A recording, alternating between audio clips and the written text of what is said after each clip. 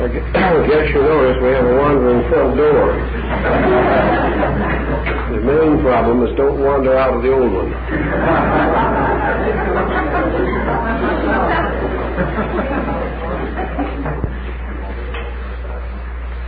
This evening we want to point up a few more or less recent findings which indicate that Western psychology is beginning to move from some of its most cherished footings and is coming rapidly into a kind of partnership with both Eastern and Western mysticism. Perhaps one of the simplest points is a new attitude arising concerning the problem of pressure and the effect of pressure in producing psychotic tensions and trauma. Actually, a complex or any negative psychological fixation is not of any particular importance in itself unless in some way it receives nutrition. Like everything else in the world, a fixation must feed. It must be nourished. It must be sustained in some way. And the individual who is developing a pressureful interior life is likely to begin by trying to break up fixations or attitudes which seem to be causing him trouble. It might be likened roughly to a situation of a skillful prize fighter and his advantage over an unskilled opponent. The chances are the opponent will not last long. He won't have a chance. But if you take this skilled prize fighter, lock him away somewhere and give him no food for 30 days, a much less skillful man could defeat him, simply because his energy is reduced. His strength is partly, at least, destroyed. In time, it could be completely destroyed. He must therefore be fed. And nearly every problem that we nurse and nurture depends upon its nutrition for its authority as a problem. Remove the nutrition, the problem becomes less and less real. So instead of attacking all of the various mental attitudes separately and attempting with rather obvious Western violence to uproot them, there probably are simpler ways of overcoming most of the abnormalities that we suffer from mentally and emotionally. One of these ways is simply to remove the source of energy by means of which the problem is maintained. Now, the source of energy in the average individual is also the same energy by which, through unreasonable action, he contributes to the problem. Problems arise from the misuse of energy.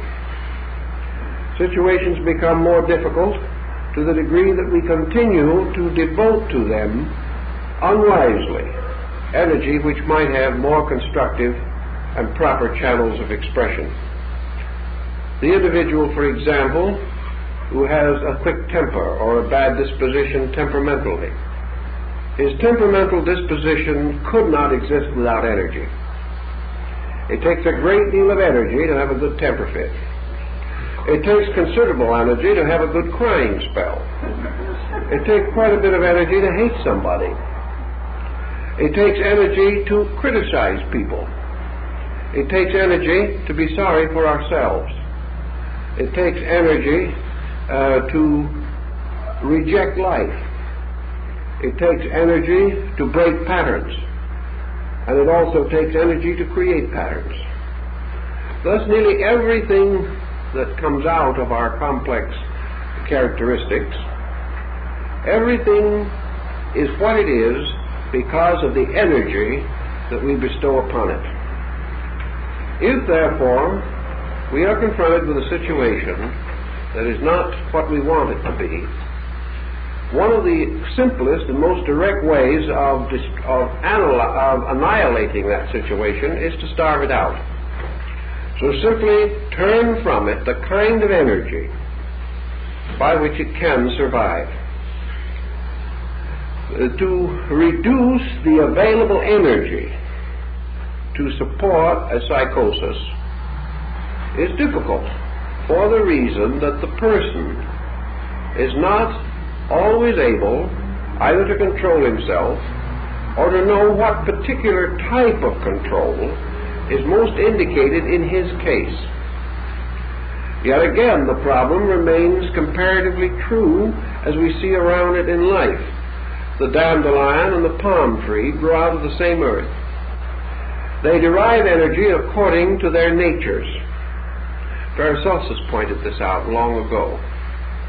Therefore, complexes of many kinds and temperaments of many levels derive their individual expressions from common life supply. The life supply, totally turned away from the individual, terminates his existence utterly. And as he goes into this state of non-objective existence, his problems, as far as his personality concerned, disappear, at least in their relationship to other peoples. But energy is our answer. And energy is something that the average person does not adequately control. He wastes it. We waste it every day.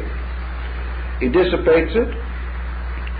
He builds tensions within it, which finally cause it to break through because he has obstructed normal patterns of life. And though he may not realize it, in most cases his energies are greater than his abilities to use them. And this becomes a very important issue. When we say abilities, I mean manifested, immediately available abilities. Certainly energy could be used to create greater abilities in the individual, but he is not always inclined to use energy in this way.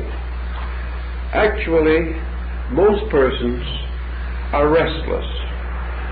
They are frustrated in some way, simply because their natural energy expressions do not have adequate outlets.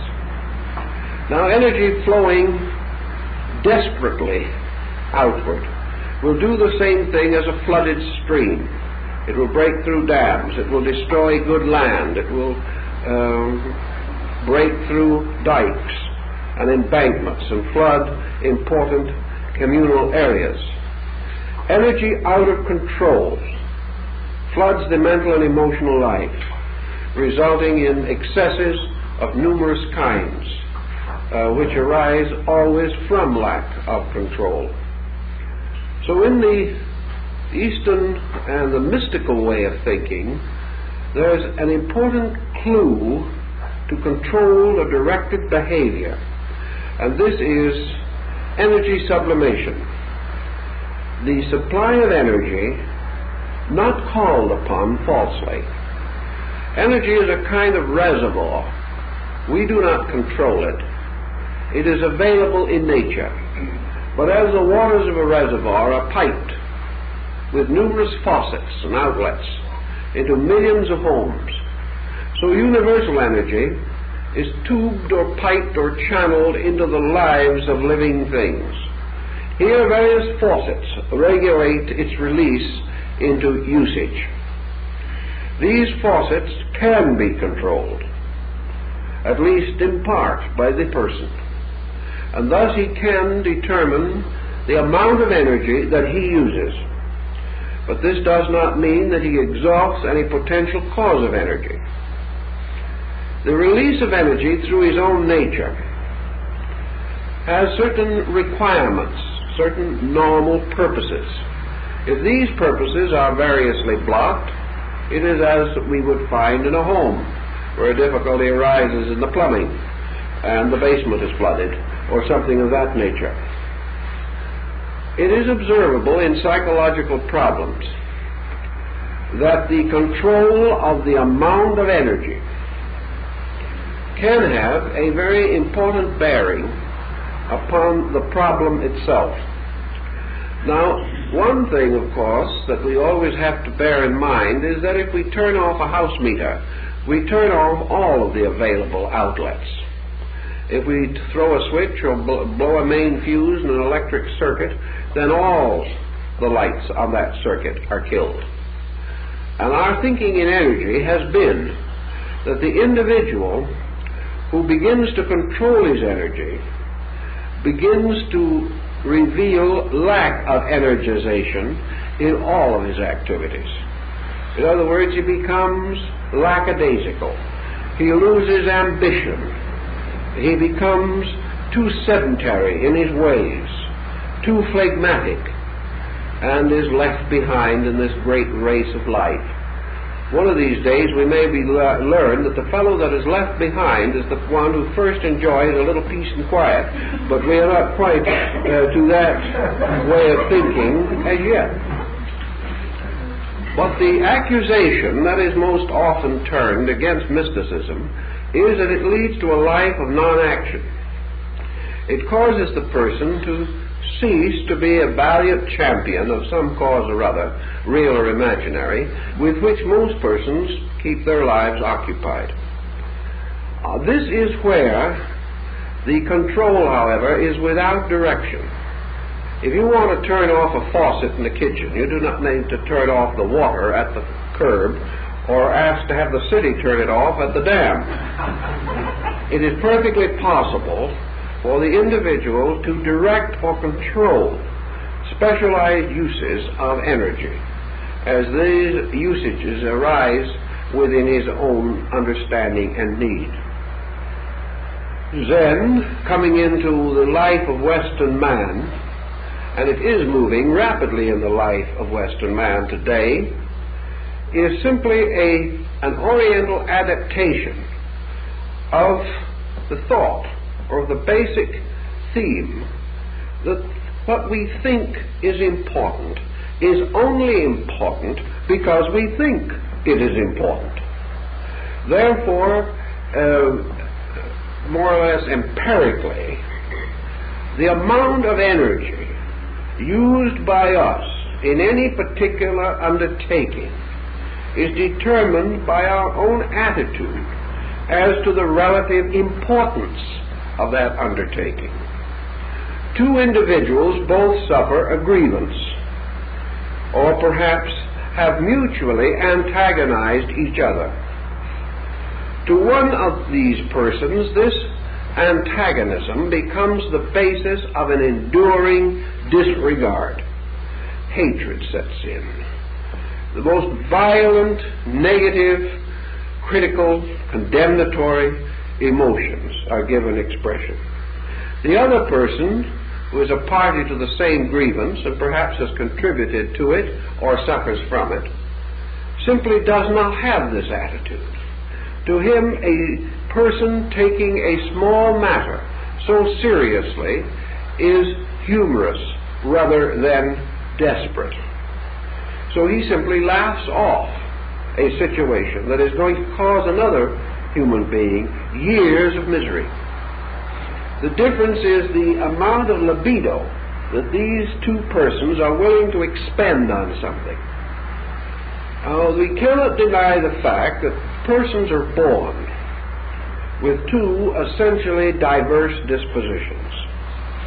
One individual finds it completely simple to remain detached from the primary pressures of life. The other individual finds it almost impossible to extricate himself. His every instinct is so intense and so extremely personal that he cannot resist any challenge which can possibly stir him up and cause him to become involved in the situation. Where the sense of humor is deficient, this difficulty intensifies.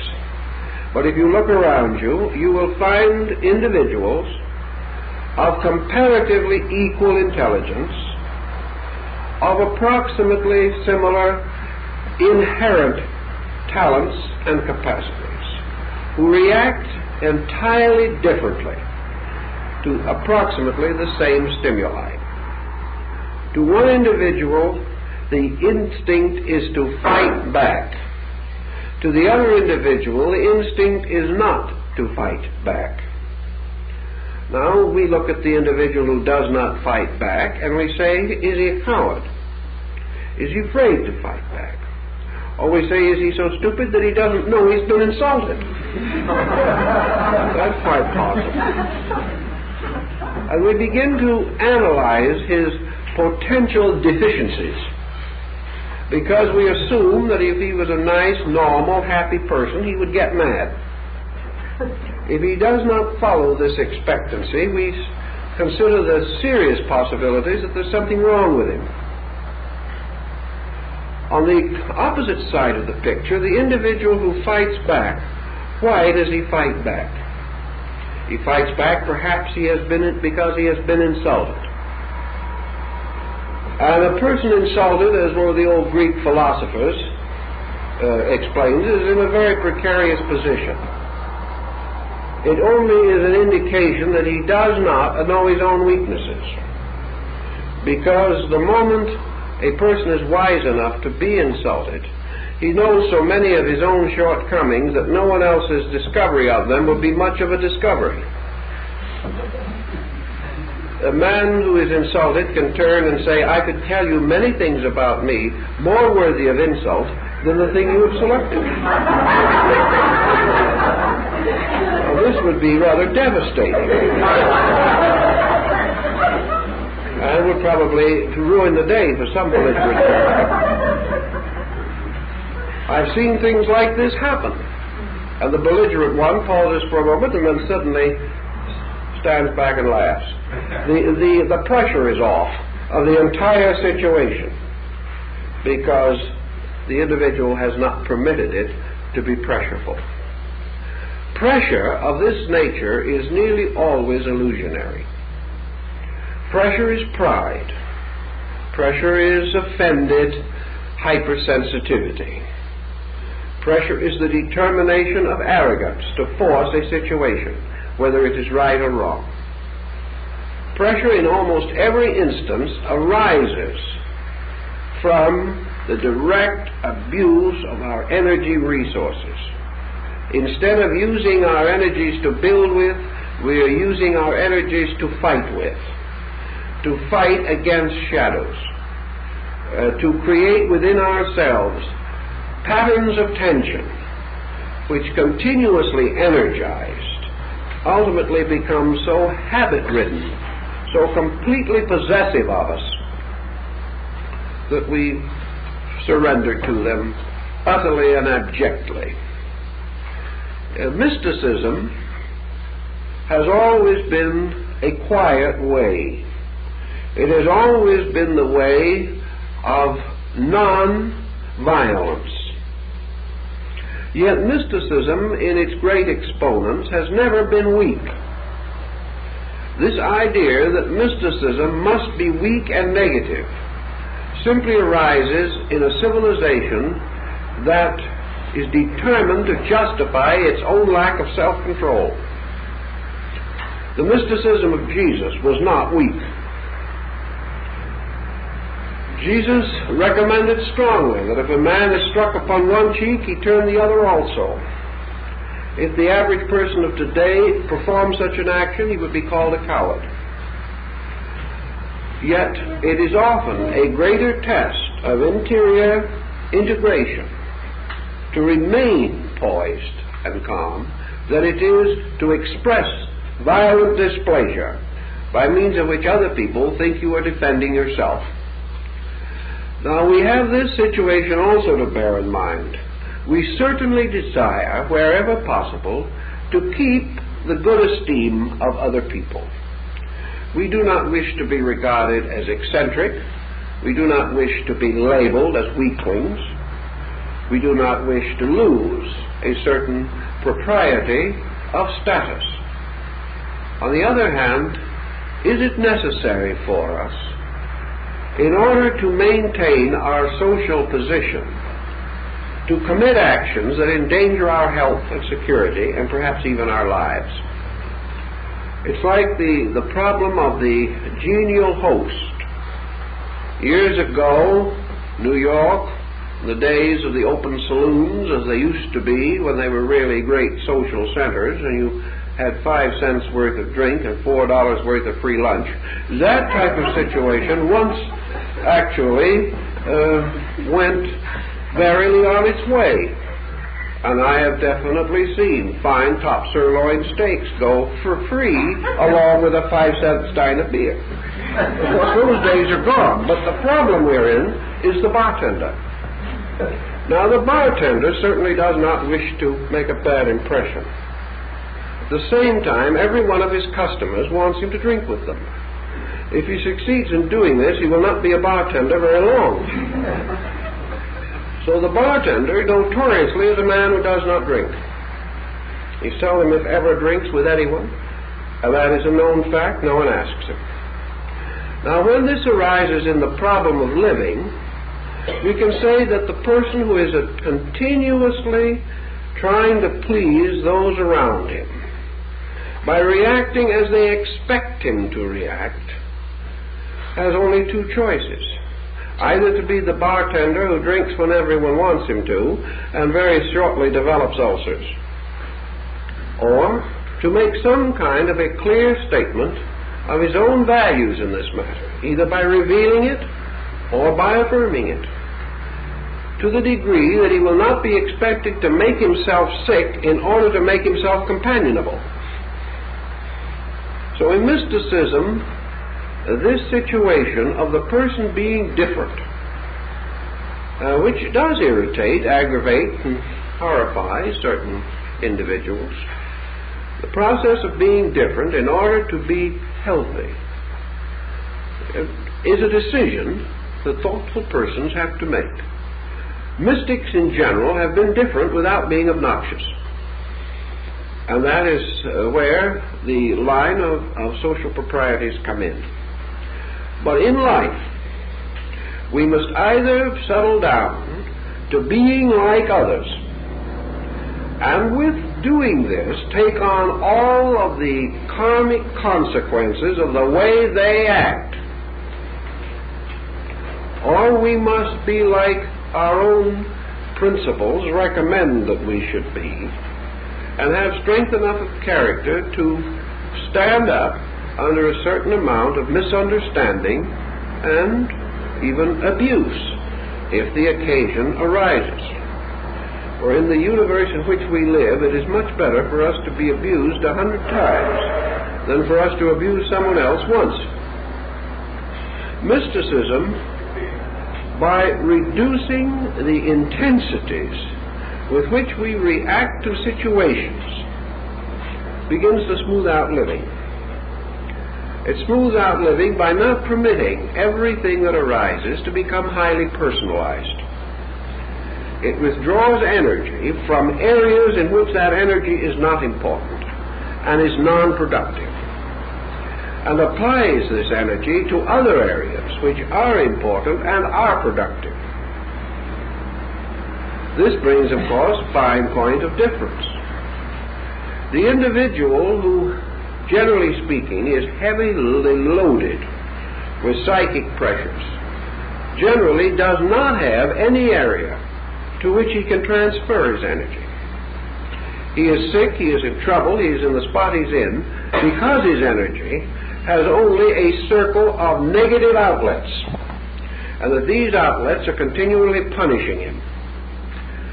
To tell this person that he should direct his energy into other outlets might present a problem. He has no other.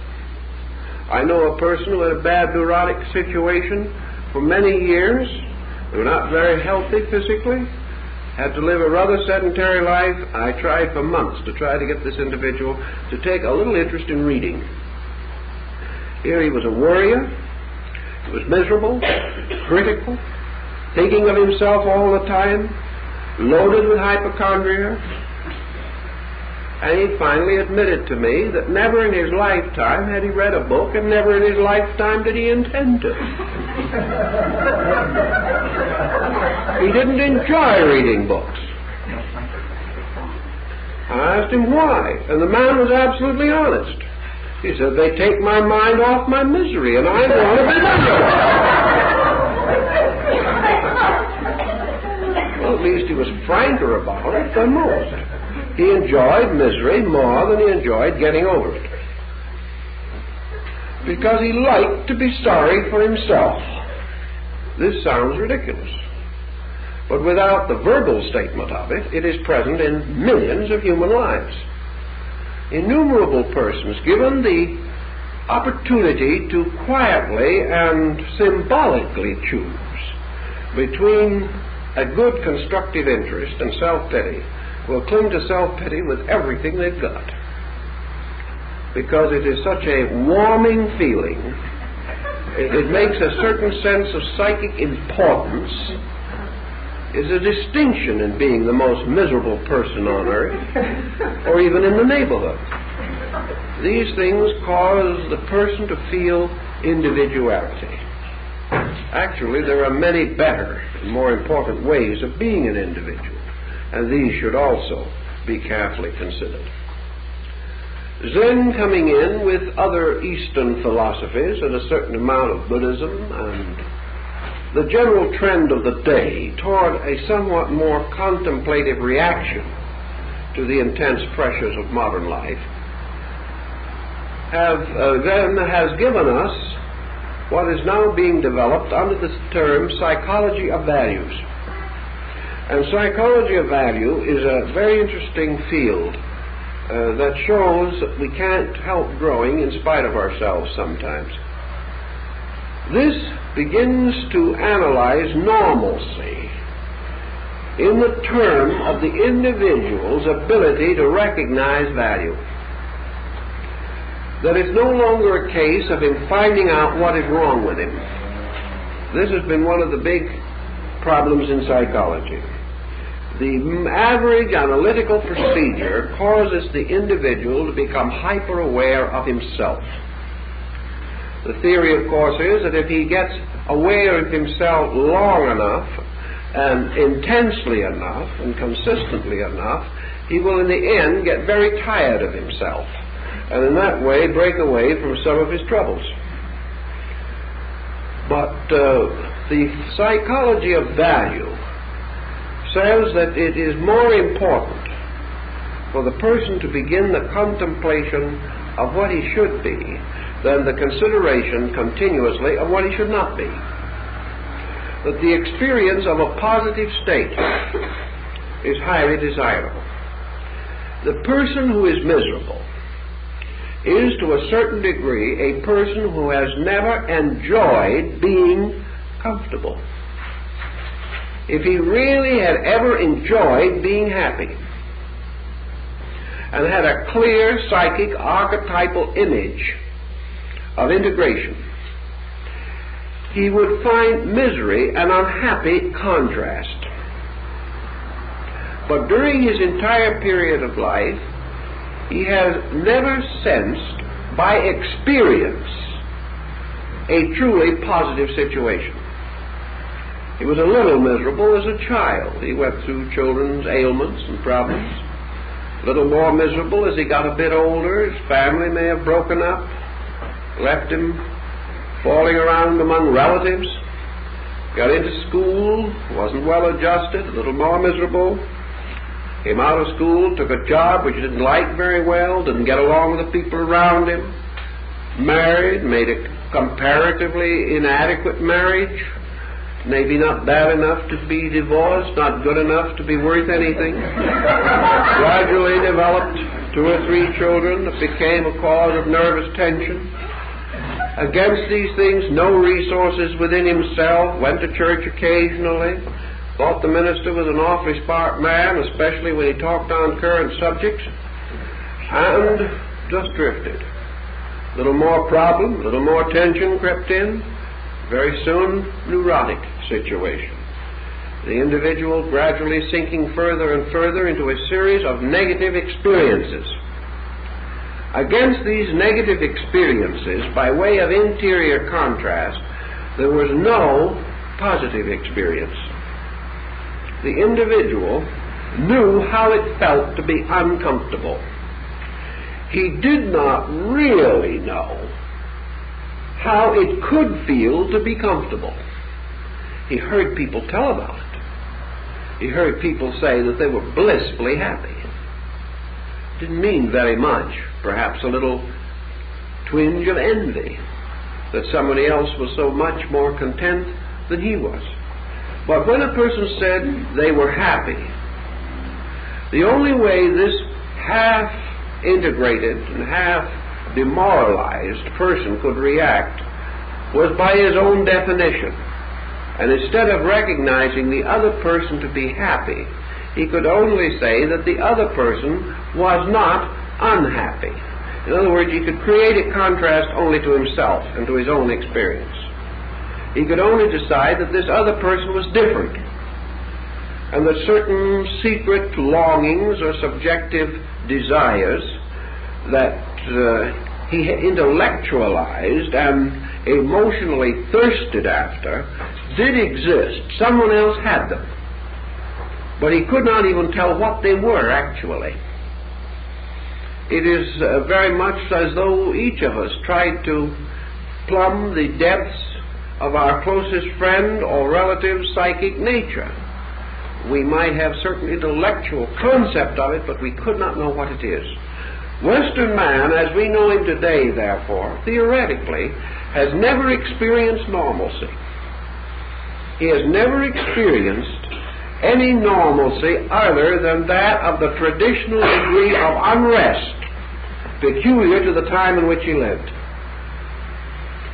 His idea of normalcy is simply an interlude between wars and depressions, socially speaking.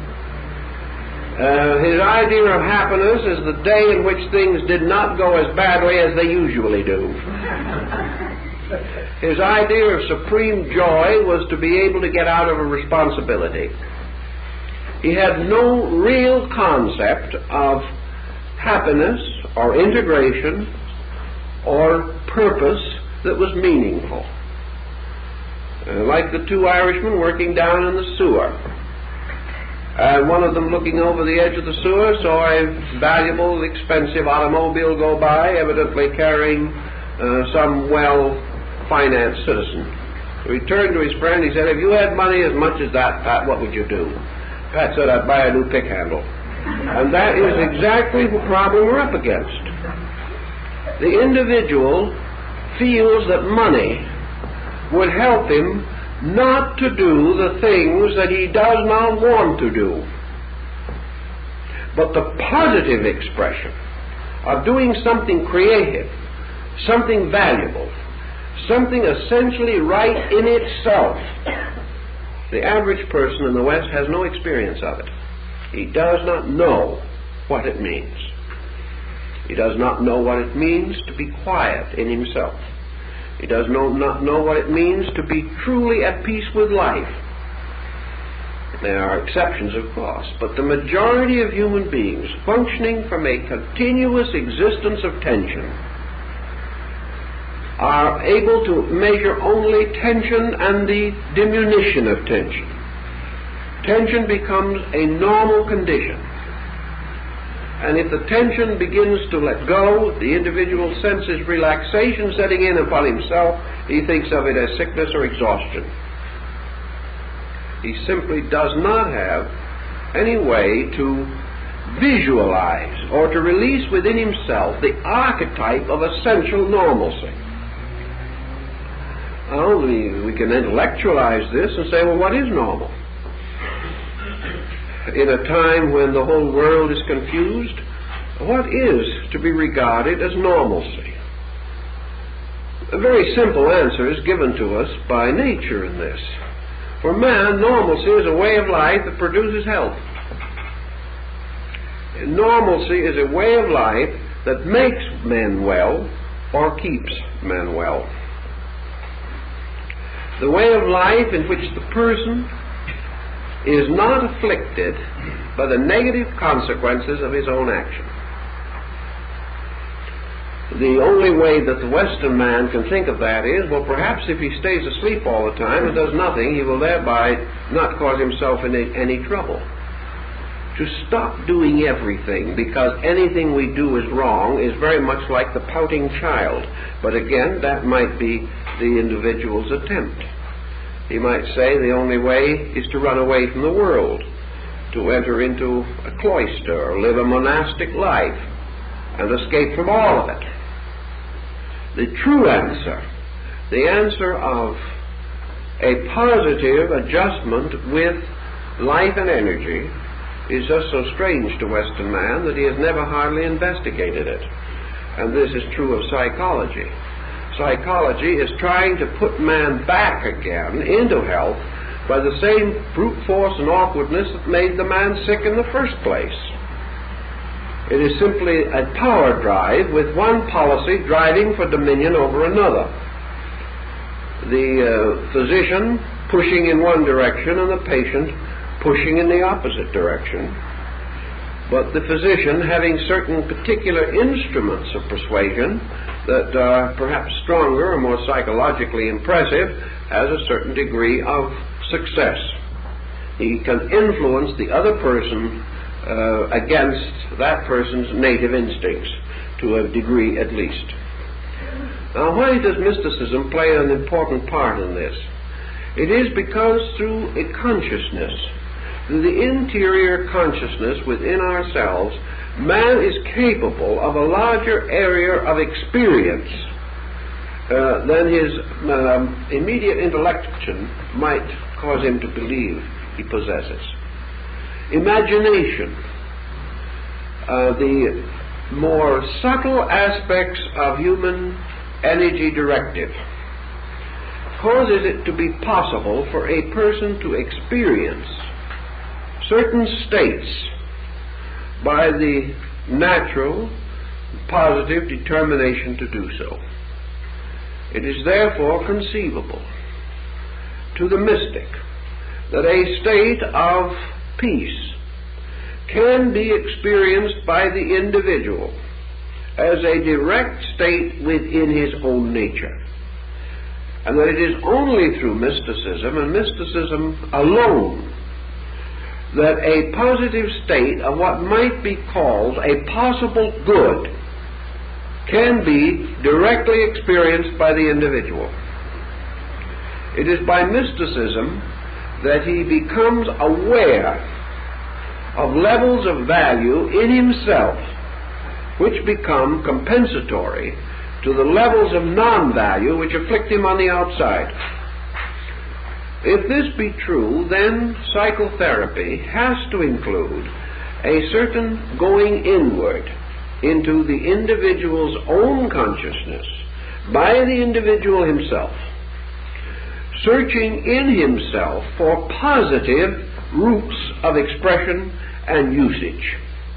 He has to search for the missing values and experience them first within himself, and by so experiencing them, gain a means of positive action. If we take the case of Plotinus, the Neoplatonist, we are told that according to his own record, on only a few occasions, 2 or 3 occasions during his lifetime, was he accorded the blessed privilege of a mystical experience.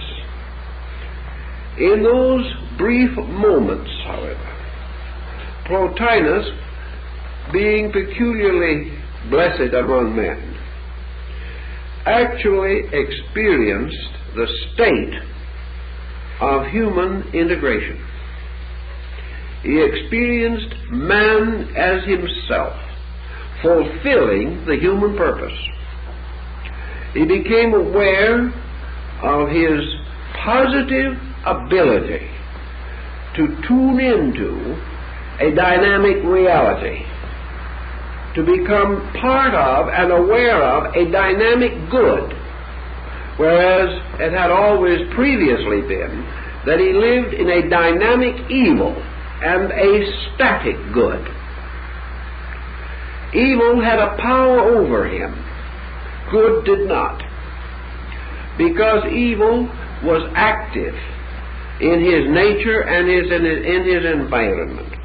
But good was merely a word, a dim fantasy of value, something that had never been truly vitalized. But through the mystical experience, this vitalization took place.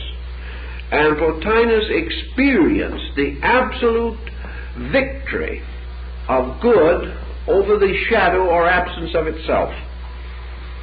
He became in those instants dynamically good. And by that means, dynamically happy. Dynamically in a state of fulfillment. Dynamically adjusted. And in complete possession of those ordinal virtues with which man's traditional moral life is said to be associated. Such an experience lasted 5 seconds, perhaps less. But it was an experience, not an indoctrination. Plotinus could never have been vitalized had someone explained this to him for 50 years. But because it happened to him, because it occurred within his own life, it became an absolute authority in his life. And he told his disciples that all through the years in which no such privileges were again granted to him, he still lived in the serene, living recollection of that which had occurred. The door did not open again for many, many years, but he knew what was on the other side of the door. He had been through the door. Nothing, no one, could alter this conviction, which he could also re-stimulate in memory, in conscious understanding, in recollection. He could relive it 1,000,000 times because it had happened to him. Mysticism, then, has this peculiar and wonderful authority of an experience that happens to us and becomes the first important experience against the mediocre. Psychology, realizing the possibility of such a thought, begins to analyze how the mystical experience can be engendered, how it can be conjured out of this mysterious complex of living. There's no use writing it as a prescription because no one can fill it. Yet it is the only remedy, the sovereign remedy, for the innumerable psychological ills of the individual. Actually, of course, the psychotic, the pressure-laden person is in a very poor situation to have such an experience. Yet this is not totally the fact of the matter. It seems to be. Rationally and even morally, we would assume that the person who is most dynamically wrong is the furthest from the state of being right. The story of mysticism, however, does not sustain that. As we realize from the theophany of Paul on the road to Damascus. Here the mystical experience is given to the apostle at the very time he is on the way to persecute the Christians. He has already stoned them. He already struck and seriously injured James the disciple. He had no interest and no faith whatever, yet to him was given this experience. This seems to point out that the mystical experience is no respecter of the ordinary conventions of life. It originates in something else. Now, several answers have been given to the Pauline illumination. The distances of time and the inadequacies of records make it very difficult to answer this.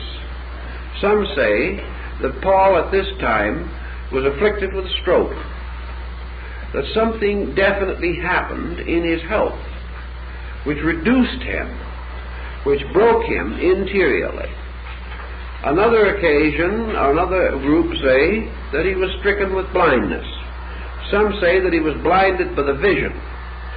Others affirm that this was not the occasion of the blindness, but was associated with it. If Paul had passed through some immediately preceding disaster, this might very easily explain the matter as a break in the armament of his negative aggressiveness. Other mystics, however, are evidence and clear proof that the mystical experience is not necessarily simply the result of the perfection of the disposition. What it appears to arise from is the reduction of the energy in the negative pattern of the personality. As we suggested at the very beginning of the talk, instead of exhausting the complex, there are ways and circumstances by which it is devitalized, in which the energy being withdrawn from it reduces its activity. It remains what it has always been, merely a small weed in the garden. If we take energy away from it, it will not grow.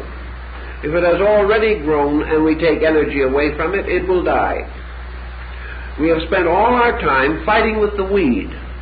We have never realized that it lived by an energy which we can turn on and off, and that it is the turning off of the energy and not the fighting with the result of the energy that gives us our easiest and most lasting victory. Mysticism cultivates within the person who believes it certain religious virtues. Mysticism is founded in the simple doctrines of both Eastern and Western saints, whose lives have been very largely dedicated to a quiet, patient, reflective acceptance of the challenge of living and the continuous and unceasing refusal to become violently involved in problems which are of themselves of no importance, of no meaning, of no essential value, and which rise only to satisfy pride or egotism or a moment's emotional instability. So that your mystic actually is a person who gradually takes the energy away from the whole complex of his own psychic personality. He withdraws his support, mental and emotional and vital, from negative patterns. And these patterns, without his support, without his willful direction, without his bestowing upon them the power of the will, willing them into activity and sustaining them by will energy, if he does not do this, these patterns cease or die back again to such controllable dimensions that they are no longer serious problems in life. The mystic, by his retirement from confusion, by his relaxation away from tension, thereby acquires two situations that are helpful. First, his natural reduction of intensities automatically helps to clarify the psychic field. And the same reduction in tension helps to clarify his relationship with his own basic consciousness.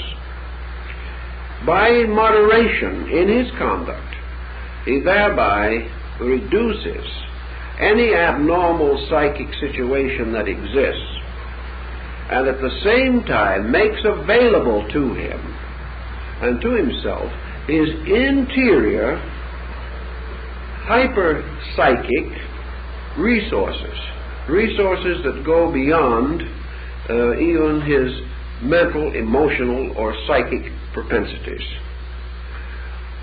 His end always is the same, namely that he shall experience that which is right, and from this gain the absolute criterion of what he should and must be. Because until he experiences the substance of good within himself, he does not know how he can be good. The question always arises, what must a man do in order to be saved? And until man experiences this as solution in his own consciousness, he can only listen to the advice of others. And this listening to advice is not the same thing. We can listen to advice forever and reject it all. But once we have known something, we have a new level of value, a new standard upon which to erect our own structure of life. Zen and other Eastern systems, therefore, boldly advance what almost might be regarded as a sharp knife, a powerful and directive influence. Instead of wandering around in this misery world of continuous compromises, Zen takes the attitude that this is so, this is not so. The decision is simple. The need for this decision is obvious. The excuses against the decision are numerous, and none of them is valid. The person's own predicament is such that the need for solution is desperately indicated. Therefore, instead of locking ourselves in a vast, involved dispute about this matter, let us visualize the situation as the deathbed scene in which the doctors are arguing as to the medication, and during the argument the patient dies. And that is more or less the situation. While we are making these tremendous philosophical arguments about this and that, our own situation grows steadily worse. And in the midst of all of the defenses that we intellectually conjure to our support, the individual is the living picture of the fact that his position cannot be defended. He proves by his own existence that he is wrong, and then claims by his intellection that he is right. If he continues to do this, of course, he will continue in the difficulties with which he has been plagued from the beginning. Now, in the West, which is not a contemplative world, the search for a Western mysticism, a mysticism not different substantially, for there can be really no East or West in truth, but Western in the sense of being presented in a manner as compatible to our experience as possible, and at the same time not to compromise its basic integrity. This idea of a Western mysticism is growing in importance to Western man today. He cannot be actually the kind of person that he reads about in the stories of ancient Eastern saints and things of that nature. He just isn't that person. But he has the same need as that person. He has a certain basic respect and veneration for the thing that he does need. But he has to find some way of acquiring what he needs, of making it available to him as a personal experience. So psychotherapy approaches this situation. What can we do other than what we are doing in order to help to cleanse this stable of the human psyche and act in the true part of our own Hercules? Obviously, for Western man, this must be brought under some kind of control mechanism. And in that, it's not so different from Eastern man. Certainly, the processes of Eastern meditation are no less scientific than the processes of Western psychoanalysis. Nor are their theories, in either case, superficial. And in both instances, there is a thoroughly integrated formula. It is being done in an almost completely scientific way, although it transcends science as we are likely to think of the term scientific. Meditation is also a person starting from a situation and moving from that situation towards a goal or an end which justifies the consecration of life to that end. In some Eastern nations where meditation has been universally practiced, it is seemingly a thoroughly natural, reasonable, and proper course, and brings no thought of ridicule or criticism in the public mind. In fact, the person may be regarded with a special esteem because he takes such a life, even as here he is going to be regarded with the most profound suspicion. Yet the end to be attained is, in both instances, approximately the same. But man in the West is thinking of his end in different symbolism. Eastern man thinks of his end, perhaps, as complete emancipation from worldliness. He thinks of the end of his existence is his return to a state of total union with deity. The Eastern mystic has a highly spiritual end which he seeks to attain. To him, this end is the only reason for life, and its existence is a searching for God and good. And the life of godliness and of goodness, these are the proper lives and the important lives, and other lives are comparatively unimportant. In the West, the goal of man is not good in the sense of God, but good in the sense of adjustment with a situation in which he exists. Western man is not seeking to go to a heavenly place. What he probably is trying to do, if he ever was able to define it clearly, is to bring that heaven here. He wishes to bring heaven here. He wishes to perfect the world he is in. Whereas certain mystics have always had the attitude that the sooner out of here, the better.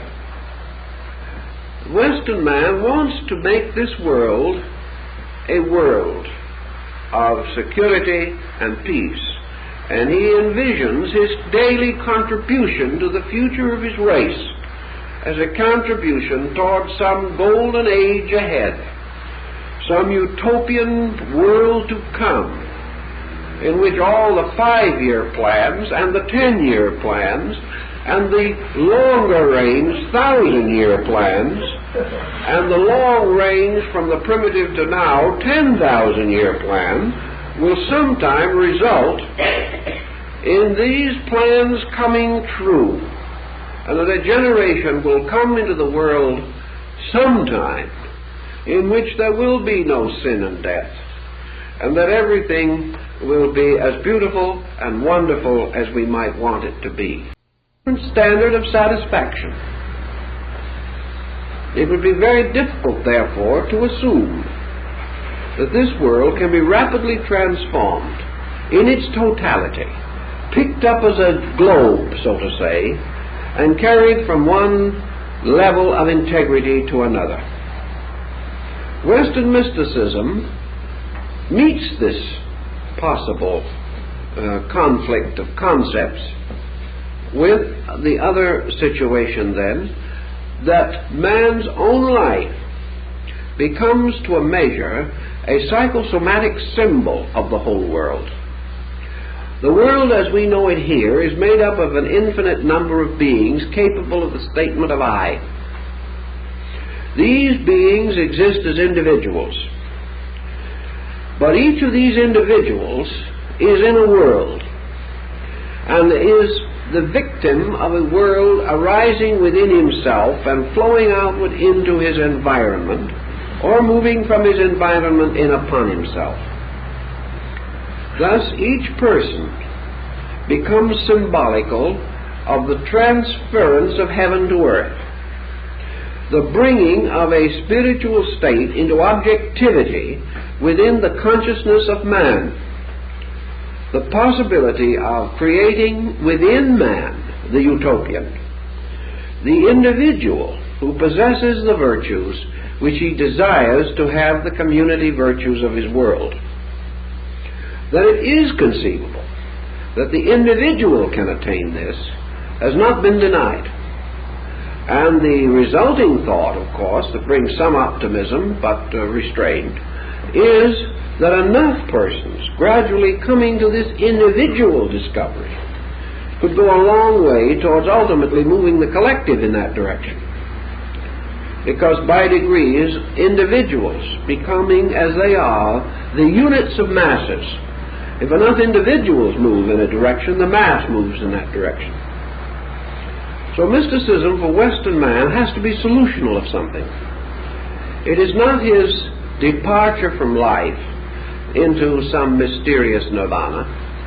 It is rather the departure of his ailments, the departure of his difficulties, and the final integration and organization of himself as a directive leader of his own fate, with both the wisdom and the strength to be a good leader, to be capable of preserving the peace in his own nature and living according to it.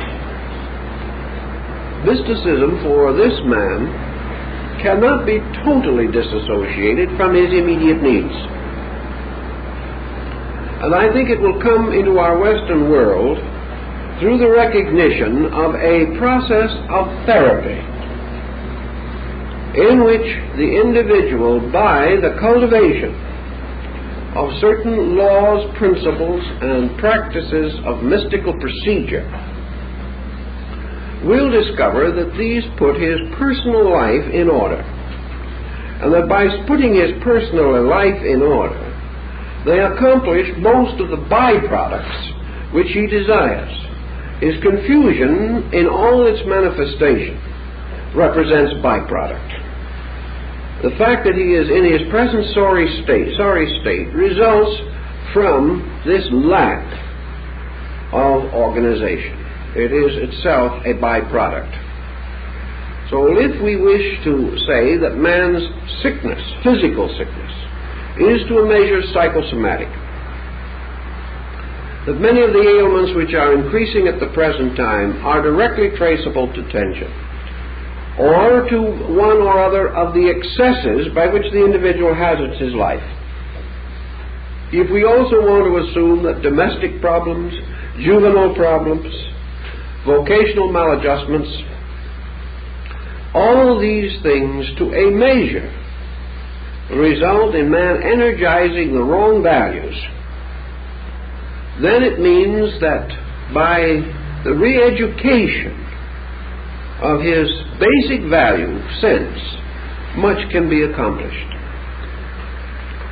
To re-educate the value sense in man, we may need, and will probably ultimately develop, a series of disciplines based upon Eastern techniques, but probably a little like some of the adaptations of Eastern art and architecture to our Western way of life,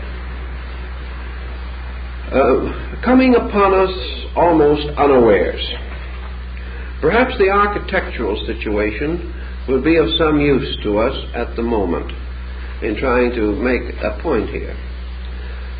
We have several great systems of foreign architecture, particularly Oriental, that have been neglected for a long time because for years, for centuries, our public buildings were Greco-Roman, our cathedrals were mostly Gothic, our monuments largely Gothic or Baroque, or if we were extremely luxurious and wanted to finally indicate beyond all doubt that we had wealth and culture, we ran into that glorious, spindly, gold-leaf situation that dignified the Louis of France from the 16th to the 18th, and immediately following the 18th, the deluge.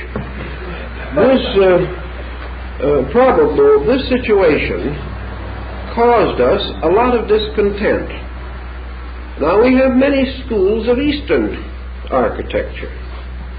And it is interesting that in selecting by our own subconscious or by the subconscious of our art directors or interior decorators, however, they don't get very far unless the client pays them, so it all goes back again to what is acceptable or what the individual is willing to live with. Out of all the systems that could have been drawn upon, the simplest was selected, and that was the Japanese. And it is distinguished by under-furnishing, under-ornamentation, and such problems as bringing outdoors indoors, some magnificent garden composed of nothing but 5 rocks and combed sand, a delightful and glorious house in which, theoretically, if not actually, and ultimately, perhaps actually, you do not even have to continue to live in rooms of the same sizes and shapes. You get tired of your living room, you pull 3 or 4 silk partitions one way or the other, and your living room becomes anything you want it to be. You can take all the partitions of the house down if you want to, and change a 9-room house into 1 room. Or you can, if you're a little tired of that, you can put up so many partitions that it will make a house that resembles a cell block at Sing Sing. You can have what you want. You live in walls that are only where you want them to be. And that's Zen. The ability to change the shape of your room to meet the shape of your life. You can also realize that your consciousness following into all of these shapes can be any and all of them. Your consciousness can be a 1-room house consciousness or a 9-room house consciousness. You can have a consciousness that wishes to be alive with the sky or the air and wants no walls.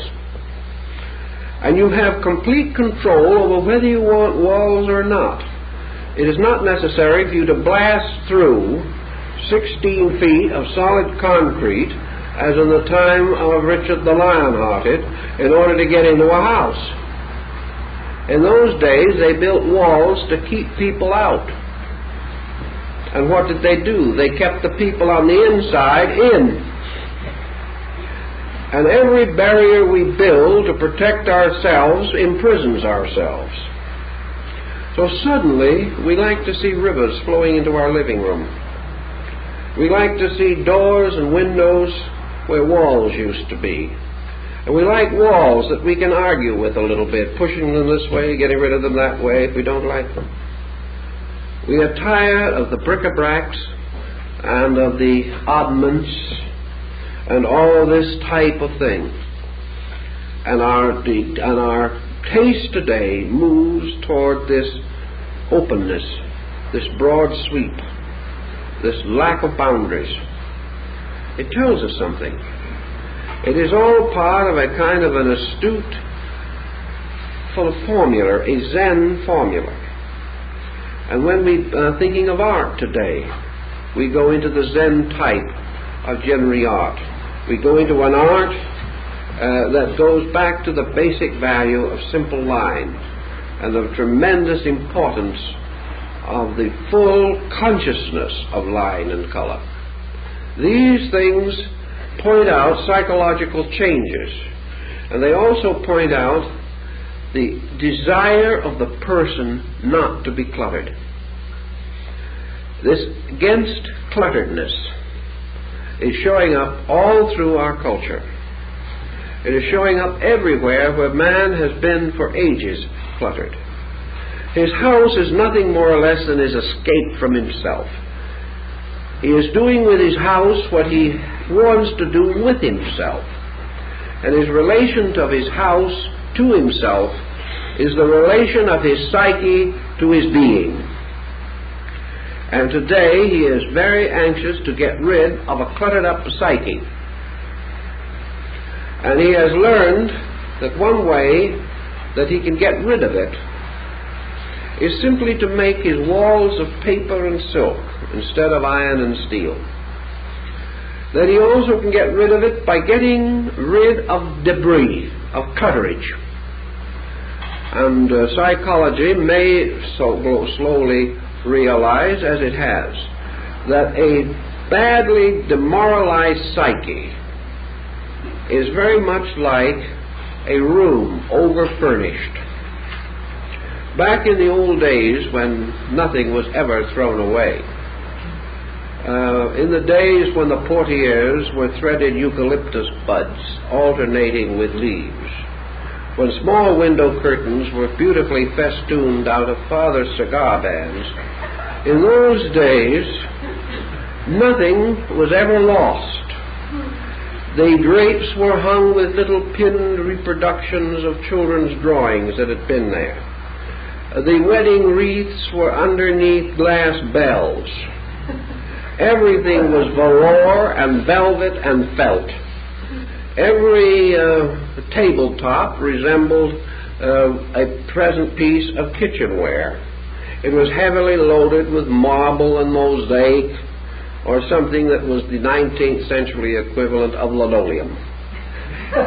Linoleum was liable to appear in the living room just as well as anywhere else. For portraits of those long dead, most of them apparently having died of various types of grievances from the expressions, were everywhere. This was the stuffy old psyche. This was the individual living in an atmosphere in which there was no freedom for his own soul. He lived overshadowed by the grimness of hereditary bestowals.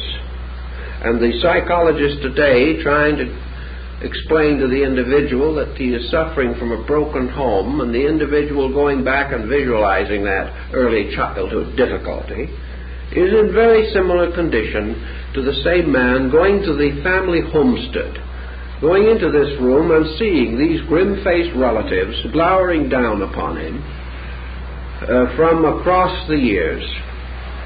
Relatives that still live in him as part of his psychic content. Situations that mean that he has inherited this whole stuffy mess, and that he has carried it on through the years. Now, it's wonderful for someone to try to put these things in order, but you cannot put a good many of them in order. There's only one thing to do with them: throw them away. They are of no importance to anyone. These cherished things that 50 years ago would have been lovingly preserved at the cost of life. If the house was on fire, the individual would gladly have been burned to death rescuing them. These things are now worthless.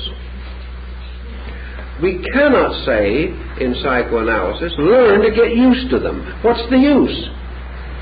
We cannot say, well, don't forget that this hatchet-faced ant up on the wall was really the victim of a bad psychotic time herself. Look how her parents treated her and how their parents treated them. So gradually learn to see the good in your miserable old aunt. Learn to see that underneath she is only the symbol of your own frustration. What's the use? Just take the picture and turn it to the wall.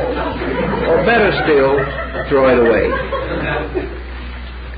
Now you can go through this same room and you can try to reconcile yourself. You can say, yes, these gorgeous portieres of eucalyptus buds were wonderful at the time they were made. They were the production of loving spinster sisters who had nothing much more important to do because they couldn't play the piano all the time. These things have sentiment to them. They are nostalgic. They have a sacredness about them. They made somebody very happy, or at least help somebody to be unhappy in a pleasant manner. This situation causes them to be part of us, to be part of our background. Well, we can do that. We can take them down and we can carefully roll them up and say sometimes somebody may want them, although we know they never will. Or we may try to live with them. We may try to clear our dream life so that we can wander through this house and this room whistling with sheer joy because we understand everything in it so well. It's all reconciled now. But what have we done? We've reconciled ourselves with something that wasn't anything in the first place, that had certain, perhaps, excuses for existence, but never any reasons. It belonged to a way of life that was dated like a geological strata. Once it's gone, with it went the dinosaur and the megatherium. There's no further relationship in these things. Now, if our own haunted house, our own psychic nature carries this tremendous burden, there is no real gain from trying to rationalize it, from trying to accept it, from trying to say, I'll live with it, regardless. Well, maybe we could live with it, but it means nothing. It is only punishing ourselves for no purpose. It would be very much better to take a perfectly simple Zen attitude in this, because a Zen monk coming in, looking around very carefully, would probably burn the place. In other words, it would be the simplest answer. There's no need, there's nothing to be gained from it. It has no answers for questions or problems that we mean or that we need. Consequently, if the whole situation dies out in us, completely and totally, it is far better. There is also no reason why we should go around in the presence of this saying, I don't like it. But because I don't like it, I must now accuse myself of being disloyal to it. It's not any good. I know it isn't any good. But I have loyalties. I am in some way required by a code to protect this thing and, if possible, transform it into a national monument. It must go on. Now, many people kill themselves with that type of loyalty. And nothing gained again. So mysticism, cutting through all of this, gives us the concept of the simple house. The house in which the walls are very simple, in which things that are no longer valuable are buried honorably, where their ghosts will no longer walk, where these situations can no longer arise, and the individual lives in the free air, looking out through these cloistered and starry walls back to the sky and the earth, which were his common parents. Here lies man's return to value, and escaping the stumbling block of trying to get there by passing through a mystic maze of everybody else's values, which he can never do anything about anyway. He does not need to say his ancestors were wrong any more than he hopes his descendants will say that he is wrong. But these things do not add anything.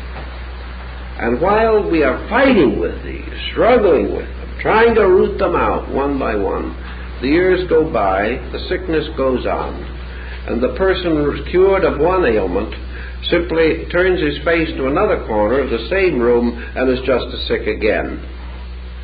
It is the same problem, infinitely repeating itself. Today, physically, we would scarcely do this anymore. It's on rare occasions now that persons literally hold on to things this way. The outer symbolism is broken by the five senses that can't tolerate it. But the interior symbolism is held together by subjective pressures and by a certain psychic loyalty. And perhaps this peculiar tie back to the past, which is part of the psychological entity of all of us, and which unfortunately is not always tied to the right part of the past.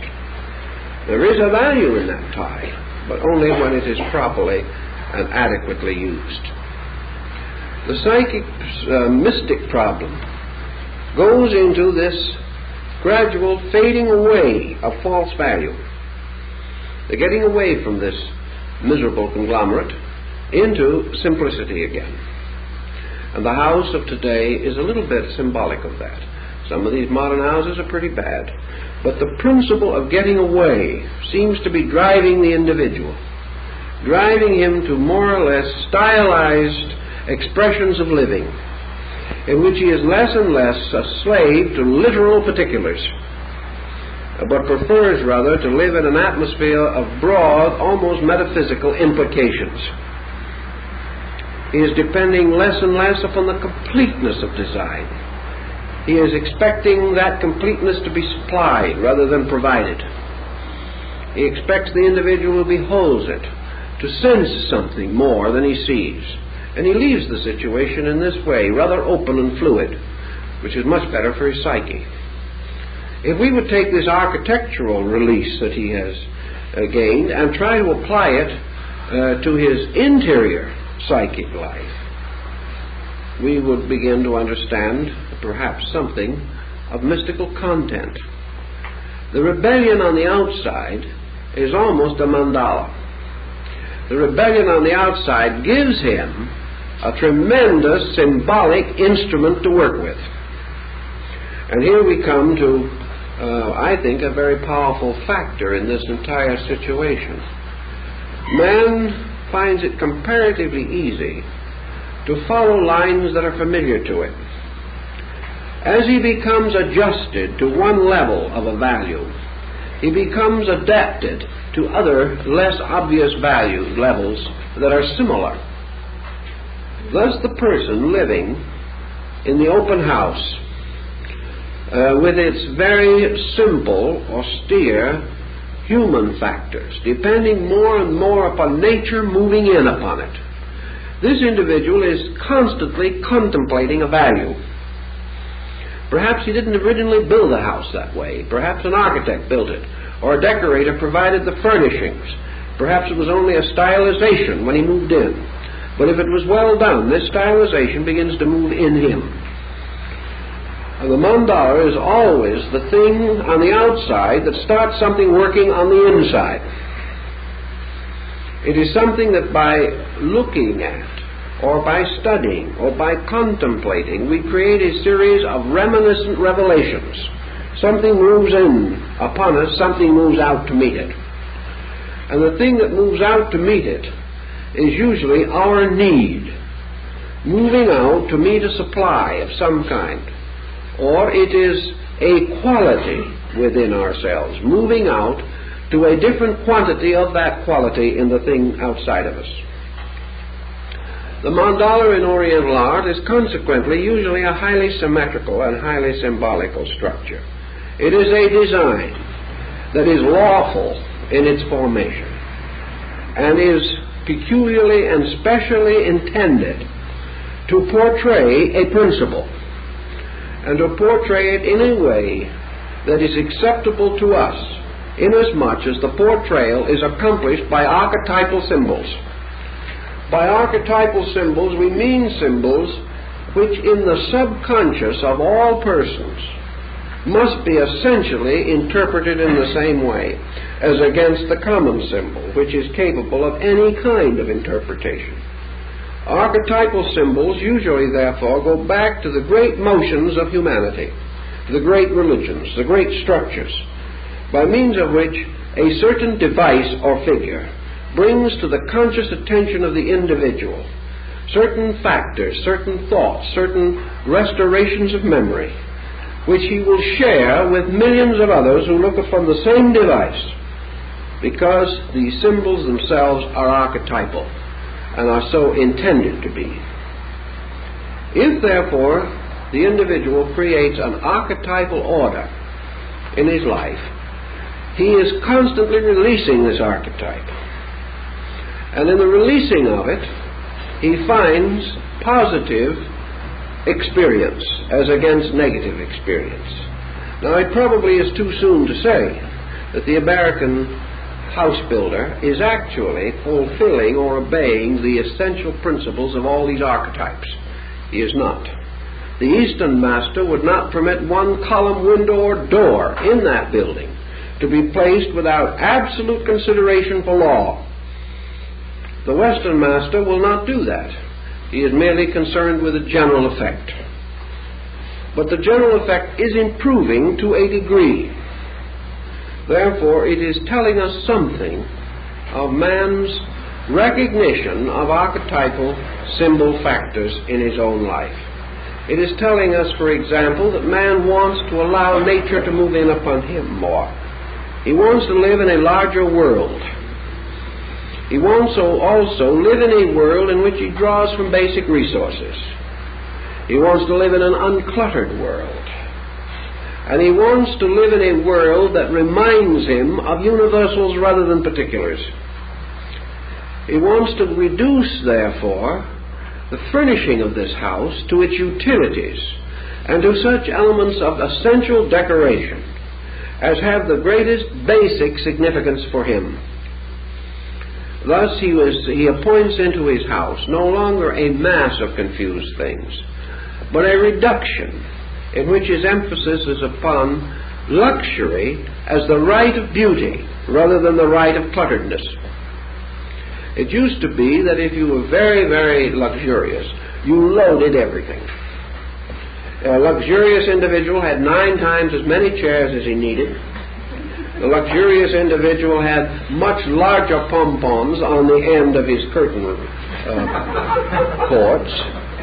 He also had magnificent diapered plush edging on the curtains, so that every time you moved the curtain it was as though you were moving the entire structure of history. And of course it was just as dusty usually. But there was mass that counted. Tremendous evidence of this. Today we find one good painting, one fine piece of sculpturing. Perhaps neither the painting or the sculpturing too good in substance, but simplification, definite reduction. It may be the selection of the art is not real, does not represent personal taste, maybe only general convention, but it is reduced to a recognition that a few things become important in themselves. Many things lose all importance. We go into the life of the person with the same thing. Our great psychological problem today is this clutteredness, which is resulting in desperation, emergency feeling within ourselves. We feel like the young wife coming into one of these ancestral manses and feeling that almost irresistible desire to throw it all out. She is overwhelmed by factors that were never her own, that meant nothing to her, and close in upon her like ancient relatives. She wants to rebel against them. She wants to furnish the place over again, to furnish it according to the living desires of her own nature. The same thing has to happen in the person. Coming into our own subconscious, which is a conglomerate of many things, including pressures, traditions, our own bad habits, and everything you can think of. The individual either has to put this thing in order, or else he has to live in a continual state of internal irritation. Now, perhaps the psychologist in this place becomes the interior decorator. He has to try to rearrange these elements of design, but he assumes that they all have to stay there. He assumes also that if he rearranges these things, that he can arrange them until they are better for the patient because of formulas that he possesses. and that he is the one who must decide what is normal and what is abnormal. That it is necessary for the patient to fulfill a series of rules to achieve certain particular victories over certain things, and that the final victory to be attained is the ability to live with the rubbish. That the individual must be able to live in the haunted house and laugh at the ghost. That seems to be the real end that we're working for. That he must be able to get along with the inconsistencies in himself. That he must live in this house unfurnished by taste, but filled with accumulated furniture and fixtures. The East will not permit this attitude in its basic thinking. It is not that the psychological adjustment is so that the person can live with himself. This is only an excuse, and actually doesn't work. The individual who has reached the point where he can live with himself doesn't want it. He still finds himself totally boring, uninteresting, and unpredictable, and inexplicable as far as its own nature is concerned. When you learn to live with the psyche, you are only learning to live with a mystery, because of the fact that even psychology cannot tell you what it is. This is not the end that is sought. Rather, the end is to clear away the entire structure through, we'll say, the development of a recognition of universal taste. When the person has good taste, he is capable of cleaning his own house. As long as a decorator does the job, we are never sure that the person himself is going to be happy. After the decorator has finished the house, the decorator has to a measure pleased himself, but he is not going to live in the house. Perhaps the person for whom he has decorated the house has given him, as far as possible, the ideas. But you'd be surprised how many people get an expensive decorating firm and then have no ideas of their own at all. They just move into the grandeur that the decorator has conceived. And as one individual told me after living in it for 6 months, he put his desk and card table out in the garage because he couldn't live in the grandeur. He had a decorated home that cost him $250,000. He couldn't live in it. It wasn't his home. He had been raised in a farmhouse. He had happened to get rich. But still, this glory of it all simply pressed in upon him, giving him the most terrible mental inferiority complex. He felt himself incapable of living on so high a standard of elegance and opulence. So the attempt to reorganize these interiors according to a formula, the attempt to take the individual's life and straighten it out in terms of Freud, or in terms of Adler, or in terms of any of these psychologists, assumes that they have to be right, and also that a broad formula, not too broad actually, is applicable to most people. These facts have never been demonstrated in psychoanalysis. That certain pressures can be reduced, the individual can be counseled into a better state of living, is undeniably true. But this same individual may go back for counseling 6 months later with a new problem and the whole thing start over again. The actual achievement of a proven norm has not taken place. And of course the counselor is in trouble on this also, because as soon as the patient feels well enough to get along without him, he doesn't come back, and most of the time even the treatment that is available is never completed. So you don't get too far with it. Mysticism, by getting behind the whole situation, helps the individual to recognize clutteredness and order. It helps him to recognize simplicity and confusion. And if he can recognize those two groups of couplets, he is pretty well out of his troubles on almost everything.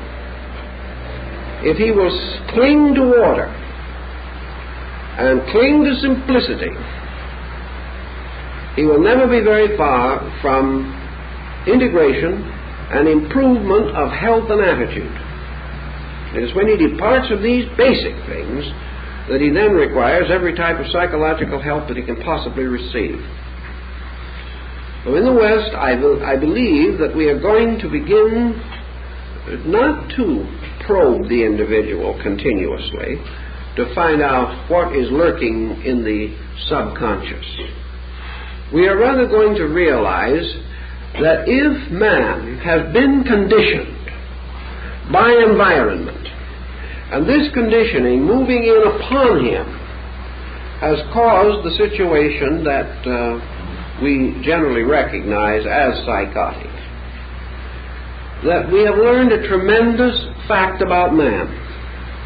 We have learned that something from the outside can move in upon the inside and make a profound effect upon the inside of life. Now, we have allowed this to always be a more or less detrimental thing, although nature is constantly reminding us that through this experience pattern from the outside, nature itself is perfecting her own accomplishment.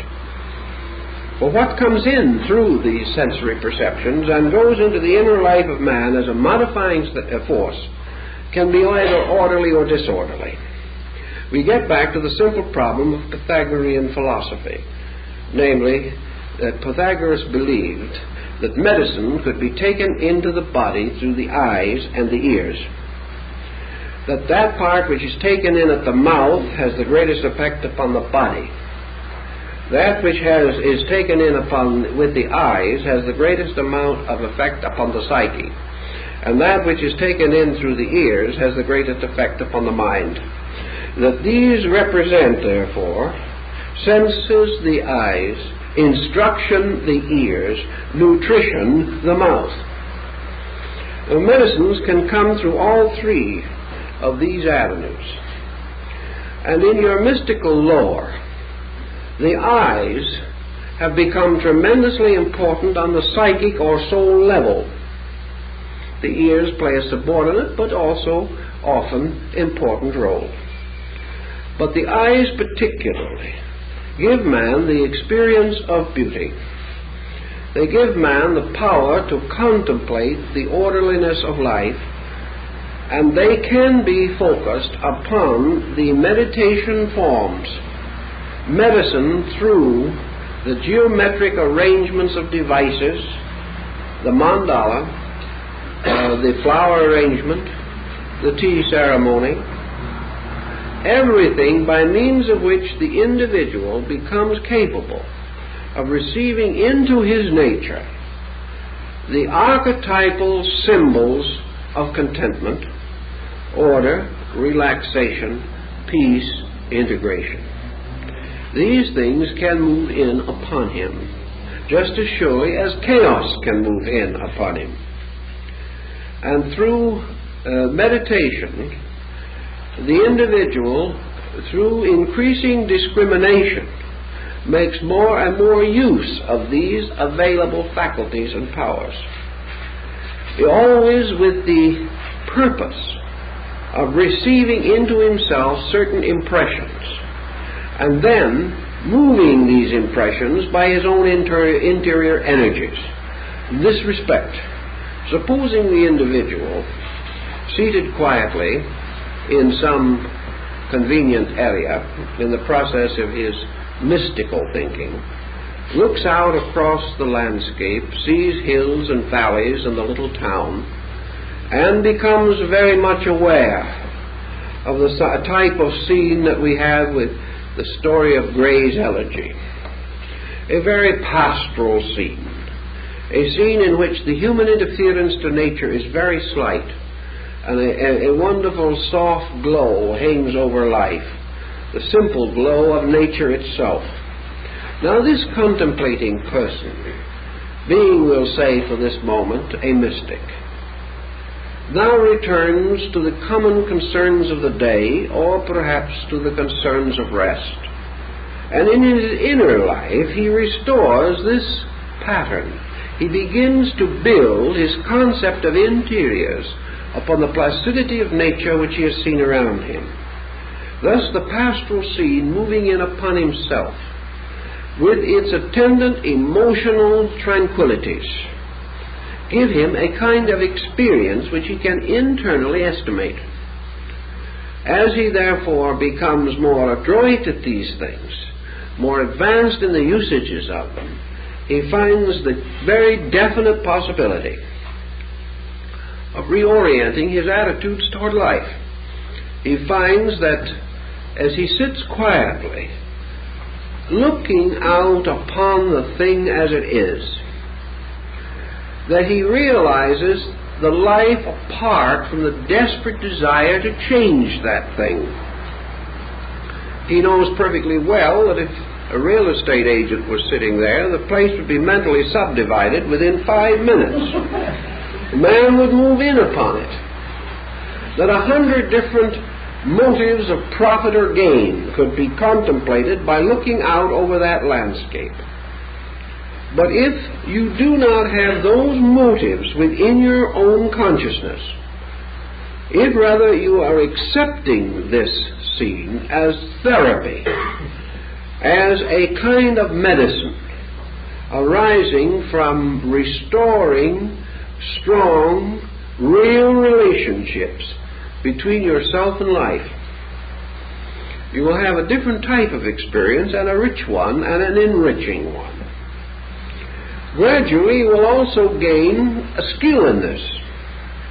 You will gain the possibility to achieve this orientation in ever more confused situations. You will find that someday you can look out of an office window upon a busy street with all its traffic and its noises and its confusion, and still with this interior apperception you will be able to put this thing in order. You will be able to completely transcend its ability to confuse you, yet you will not deny its existence, deny its effects, or minimize it, or ignore it, but it simply will not have the power to disorganize you or cause you to be lost in that confusion. Mysticism can make you a kind of in the world, but not totally of the world. It permits you to do everything that you normally would do, or that others would find it proper for you to do, and yet do it in an unworldly way. You can do these things without ever becoming so involved in them that you bestow upon them the right to hurt you. The moment you do something and become involved in it, you are going to be hurt by the one who doesn't appreciate it.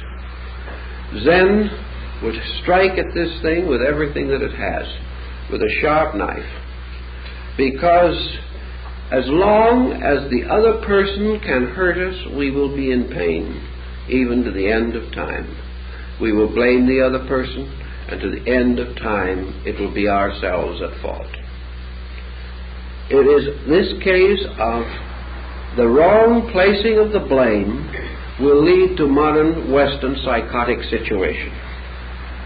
It is only mysticism that can prevent the wrong placing of the blame.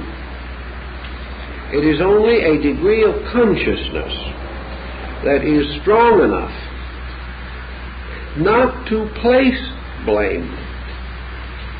That is the only absolute remedy for the situation. The consciousness to whom blame or not blame becomes equally unimportant, inasmuch as all things are done for the sake of themselves. All good is for the sake of good. All truth is spoken for the sake of truth. It is not to please nor to displease, to gain nor to cost. It is not to add or to diminish. It is not to satisfy or dissatisfy. As the Oriental mystic points out, the thing is done because of the necessity within the thing itself to be done. It must be fulfilled. And being fulfilled in this way, nothing is neglected and no one is hurt. It is not a case of the individual doing certain things regretfully or other things with great gusto and glee. It is that the simple problem of the doing of the thing because the doing of that thing is next. In mysticism, there is this complete detachment from the consequences in terms of other people's reactions. The great problem is that the mystic must be moved by a standard of value in which he is constantly mindful of his responsibility to truth for the use of truth. He is not censored by others, he is censored by the deed he performs. He is censored by the word he speaks. He is censored by the thought he thinks, and not by the judgment of other persons. If he can understand this, gradually these psychic pressures will diminish in his own nature. He will find that the desire to push by exercise of will against inevitable ceases. When a thing has to be pushed, it is not timely. Now you will say, but many things would never get done if we didn't push them. That isn't true. If we understand what is meant by mysticism. Mysticism is not achieved by the weight of the push. Mysticism is achieved by the inevitable integrity of the purpose. It can and must be preserved with a certain simple dignity. And experience has shown that the absolute integrity of the purpose is stronger than a push. Yet there must be one or the other. Where we're not too easily able to prove our point, we push. Where the value is itself moving the situation, it moves itself if we become its servant. Therefore, the mystic clearly, interiorly visualizes and states. And if his integrity and his visualization is true, the thing is pushed, but not by effort. It is moved by its own inevitable need. It is moved by the fact that it is trusted to a law, and because it is lawful, it must win. It is where we have to defend that which is not lawful that we have to push so hard. With all this pushing comes exhaustion. With exhaustion, irritation. With irritation, more pushing. And finally, we tie ourselves into a hopeless complex. So psychology today is beginning to seriously investigate this Zen concept of effortless effort. This process by means of which we simply do not fight all of these complexes that we have, but substitute for this battle that we have previously fought a very simple and direct positive search for value. So search for the thing we have not had, the reason for being different from what we are. Value, if recognized, becomes worthy of service. The individual will remain as he is until value teaches him or informs him or reveals to him that he is not in harmony with that which is valuable. So in psychology we are developing this value penetration, in which we believe firmly that if the person has a greater appreciation for beauty and understands it better, a greater recognition of nature and a simple acceptance of nature, a greater variety of natural, simple, constructive interests, and a stronger internal meditative life, not meditating for what he wants, but meditating to experience the state he needs, achieving through experience and meditation and diversification the personal awareness of a state of existence better than he is. In other words, that in moments like Plotinus, in these moments he will suddenly experience himself as being better than he is, or better than he knows that he is. There will be moments in which he will be picked up into peace. There will be seconds occur to him in which the confusion will open, and he will see the bright light of sky beyond. There will be moments in which he will experience a greater peace than he has ever known. Then these currents will close again, and he will be swirled along into another uncertainty. But as he cultivates interiors, he will have these moments. He will have these moments in meditation or in the very simple association with the necessary. And out of these moments, he gradually will integrate his positive philosophy. He will say to himself, whatever that mood is that I had, I don't know what it is, but that mood is value. That mood is the thing which, if I could possess it, I would need nothing else. That mood would end all interval of misunderstanding between myself, and also between myself and every other living creature. Therefore, this mood of value must be cultivated. It is not a matter of education. It is not a matter of the overcoming of every other fault that I possess. It is simply the effort to cultivate a few positive values, a positive realization of something. And even the troubled person can search for some value. Value in religion, value in a good book, value in a work of art, value in a pleasant walk in the garden, value in the kindly office of a friend, value in one of 1,000 different things. The experience of value is the first and simplest form of illumination. And it is also the thing that becomes the guide of our lives. Because the moment we experience a superior state, we are moved to make that state real, to build it into ourselves as a permanent part of our own natures.